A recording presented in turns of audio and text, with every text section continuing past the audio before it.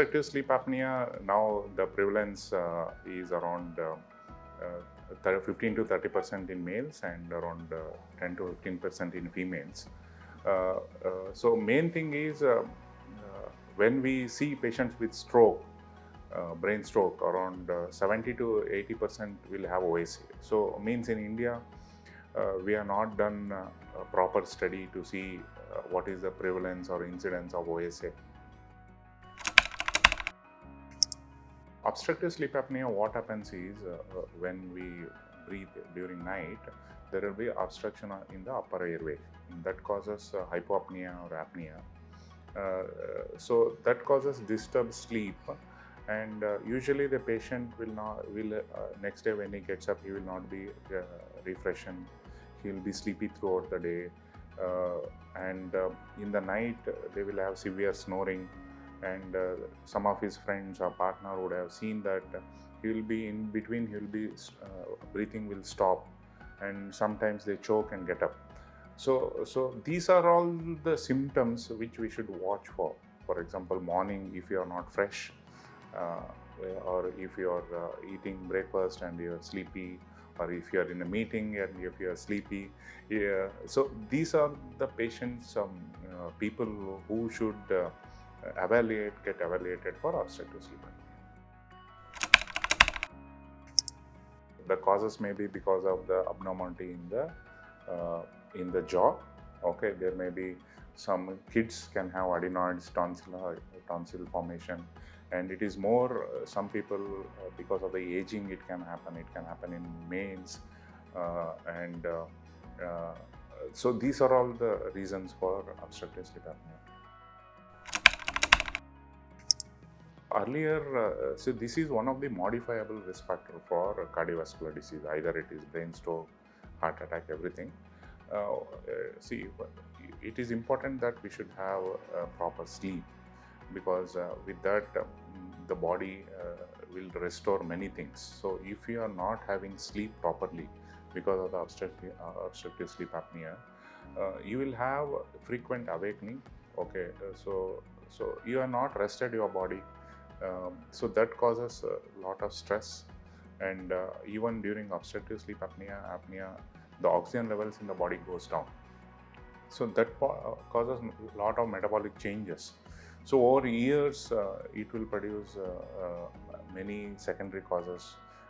The diabetes can be more. They can develop brain stroke. They can develop cardiac event, and they can develop arrhythmias. They can develop pulmonary hypertension, obesity. So whether it is a cause and effect, it is very difficult to know. But I think it is important that along with BP and diabetes, this as a risk factor we should concentrate. It's already in literature it is coming. So this lacunar stroke, the incidence of OSA is very high, maybe more than 90%. Again, we are doing a study on that to see whether the incidence of OSA in lacunar stroke is more. And also in other strokes, for example, large vessel stenosis, either carotid stenosis, intracranial stenosis, the incidence of OSA is very high, maybe 60 to 70% according to the Western literature. Obstructive sleep apnea, as I said, it causes hypoxia, it causes metabolic stress, it causes diabetes, hypertension, cardiac arrhythmias. All those things will cause, there are different types of stroke. It may be large vessel occlusion, where they will produce carotid stenosis, intracranial stenosis, and that is because of the exaggerated risk factor of BP, diabetes, all those things. That is one thing. And we see more strokes in small vessels, which are called lacuna. It may be because of various hemodynamic changes which happens in the brain, because of the hypoxia and various stress factors which are released. This is second type of stroke. Third type of stroke is arrhythmia related. If the patient has got paroxysmal atrial fibrillation, which could happen because of the hypoxia, that also produces embolic stroke from the heart. Fourth type is if a patient has got any cardiac event because of the OSA, that can produce also brain stroke. So that is a cardioembolic stroke. So these are all the various type of stroke which can happen because of the obstructive sleep apnea.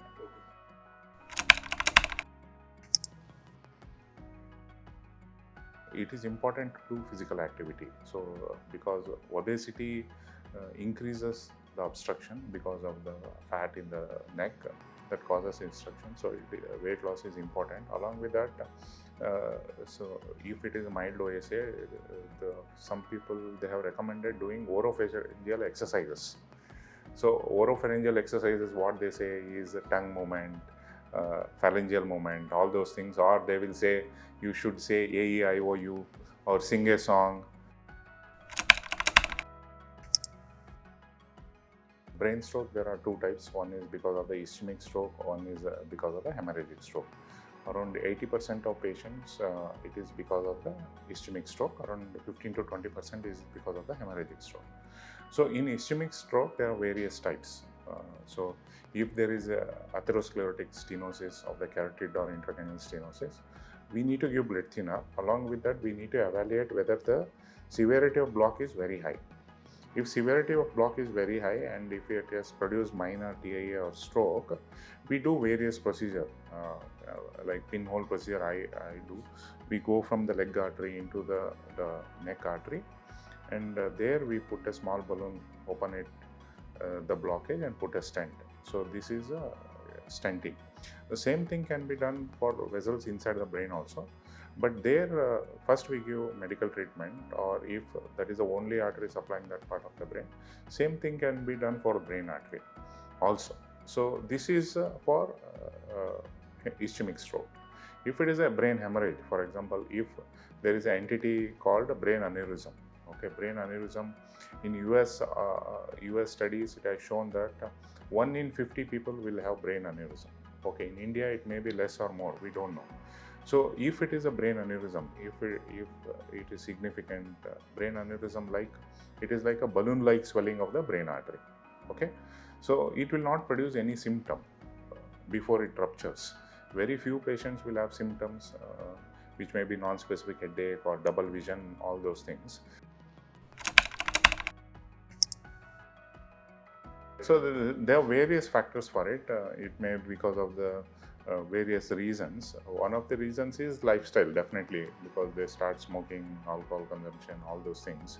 So it is important that we need to control or stop it, and doing physical activity. And if there is a family history of snoring, it is important that there is a high possibility that you can also have that. So you should watch for those symptoms and do proper physical activity, healthy lifestyle, and diet, all those things we need to do. Indirectly, main thing is that's what, there are modifiable risk factors and non-modifiable. Non-modifiable is family history, age, gender, all those things we can't modify. Okay, what is modifiable? In modifiable, as I said, controlling blood pressure. So BP will not produce any symptom, correct? So unless we check it, initially it will not produce any symptom. So you need to check the BP and control it. Sugar also, if it is very high, we need to control sugar. We need to control cholesterol. If there is, then modify. If any cardiac problem is there, for example, atrial fibrillation, or if there is any cardiac issue, that also we need to screen. And we can do simple ultrasound test for if there is any symptoms or your family history is there, to see whether there is any blockage. During health checkup, all those things can be done. Youngster is it is important. See, prevention is better than treatment. Okay, you should prevent stroke. For that, there are various risk factors. So when you do annual checkup, along with this, it is important to see for the symptoms of obstructive sleep apnea or carotid stenosis, which can be done in the carotid Doppler can be done in 10-20 minutes time. So if you have symptoms suggestive of obstructive sleep apnea,